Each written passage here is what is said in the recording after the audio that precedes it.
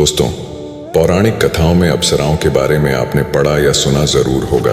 इन कथाओं में अप्सराओं को बेहद खूबसूरत और आकर्षक महिला के रूप में दर्शाया जाता है। उनका रूप, सौंदर्य और शारीरिक गठन ऐसा होता है कि वे किसी को भी अपनी कामुक अदाओं से मोहित कर सकती हैं। ये देवियों की ही एक विशिष्ट श्रेणी होती है जो देवताओं के स्वर्ग लोक में निवास करती हैं तथा देवराज इंद्र की सभा में गायन और नृत्य का काम करती हैं और जरूरत पड़ने पर स्वर्ग में रहने वाले आत्माओं अर्थात देवों की वासनाओं की पूर्ति भी करती हैं।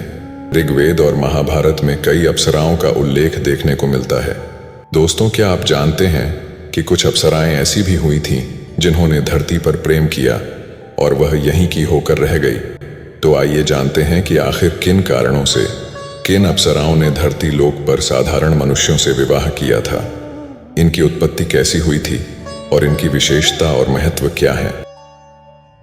स्वर्गीय अप्सराएं। स्वर्ग की जिन अत्यंत सुंदर 4 अप्सराओं का ज्यादातर उल्लेख किया जाता है उनके नाम हैं उर्वशी, मेनका, रंभा और तिलोत्तमा।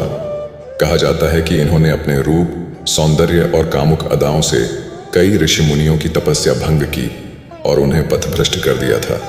जल अप्सराएं। ये अप्सराएं जल में निवास करती हैं और जल देवताओं की सेवा करती हैं। इन्हें जल परियों के रूप में भी जाना जाता है। जल अप्सराओं में कद्रू और विनता प्रमुख हैं। मेनका।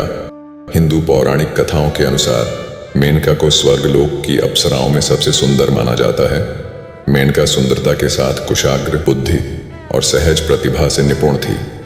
संक्षिप्त कथा इस प्रकार है कि महर्षि विश्वामित्र के कठोर तप के कारण इंद्रदेव भयभीत हो गए और उन्होंने मेनका को स्वर्ग से धरती पर भेजा ताकि वह विश्वामित्र को अपने रूप और यौवन से लुभा सके और उनका तप भंग हो जाए। मेनका ने सफलतापूर्वक विश्वामित्र को अपने सुंदरता के जाल में फंसाकर उनकी तपस्या भंग कर दी। उसके बाद मेनका के रूप को देखकर महर्षि विश्वामित्र मोहित हो गए और उन्हें अप्सरा मेनका से प्रेम हो गया। वहीं दूसरी ओर मेनका को भी महर्षि विश्वामित्र से प्रेम हो गया, जिसके पश्चात दोनों ने शादी कर ली। कुछ समय बाद मेनका ने एक पुत्री को जन्म दिया जो शकुंतला के नाम से जानी गई। उर्वशी। कहते हैं कि एक बार उर्वशी अपनी सखियों के साथ धरती पर भ्रमण करने निकली। तभी राजा पुरुरवा से उसकी नजरें मिली। पहली नजर में दोनों एक दूसरे को दिल दे बैठे। पुरुरवा कुछ भी करके उर्वशी को अपना बनाना चाहता था। राजा ने उर्वशी के सामने विवाह का प्रस्ताव रखा। उर्वशी ने राजा पुरुरवा के सामने कुछ शर्तें रख दी। उर्वशी ने कहा कि वह विवाह को तैयार है, लेकिन अपने साथ 2 बकरियां भी लेकर आएगी और पुरुरवा को उसकी रखवाली करनी पड़ेगी। उर्वशी के मोह में डूबे पुरुरवा ने तुरंत हामी भर दी। उर्वशी ने यह भी शर्त रखी कि वे दोनों सिर्फ सहवास के समय एक दूसरे को नग्न अवस्था में देखेंगे। अगर सहवास के अलावा किसी और समय नग्न अवस्था में देख लिया तो वह स्वर्गलोक वापस लौट जाएगी। पुरुरवा ने यह शर्त भी मान ली। उर्वशी और पुरुरवा ने विवाह कर लिया। दोनों हंसी खुशी साथ रहने लगे। उनके बच्चे भी हुए। कुछ साल बीत जाने के बाद देवता उर्वशी को स्वर्गलोक वापस बुलाने की तरकीब निकालने लगे। उन्होंने योजना बनाई। देवताओं ने स्वर्गलोक से गंधर्व को धरती पर भेजा। गंधर्व ने उर्वशी की बकरियां चुरा लीं। उस समय अंधेरा था और पुरुरवा नग्न अवस्था में था। जैसे ही बकरियों की चीख सुनी, उर्वशी ने पुरुरवा को आवाज लगाई और बकरियों को बचाने के लिए कहा।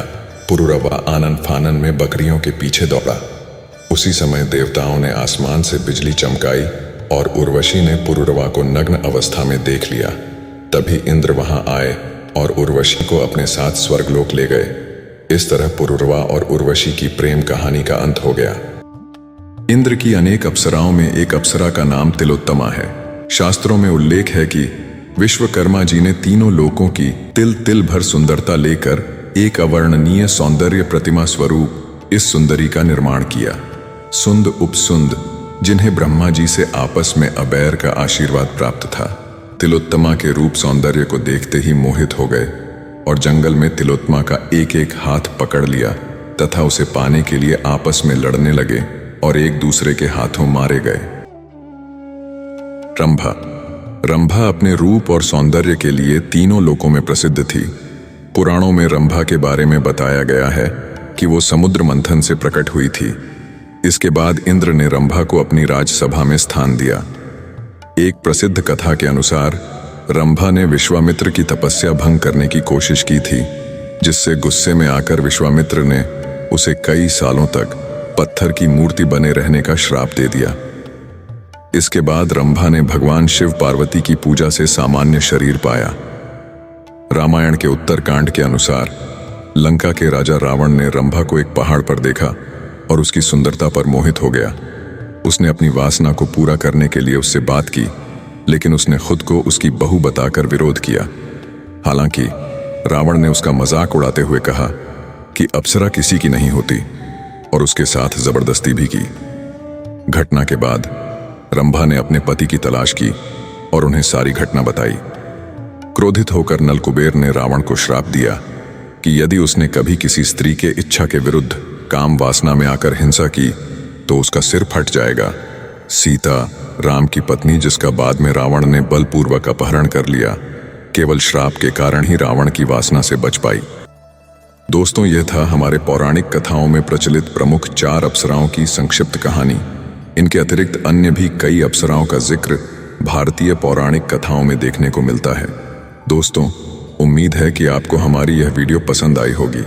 पौराणिक कथाओं में अप्सराओं की कहानियां न सिर्फ मनोरंजक हैं, बल्कि हमारे भारतीय इतिहास और संस्कृति की गहराई को भी दर्शाती हैं।